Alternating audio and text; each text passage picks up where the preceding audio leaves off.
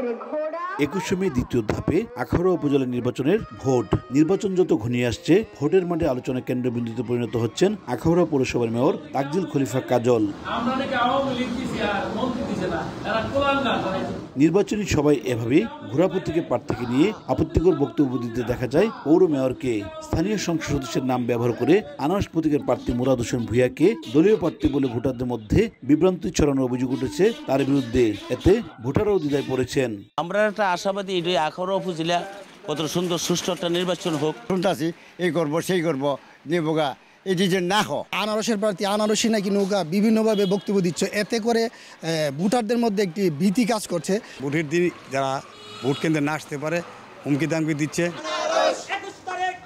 একটা পক্ষ হয়তো আমাকে বিভিন্ন জায়গায় একটা বদনাম ছড়ানোর জন্য তারা হয়তো এই সমস্ত কথাবার্তা বলে যাচ্ছে, আসলে এটা সঠিক।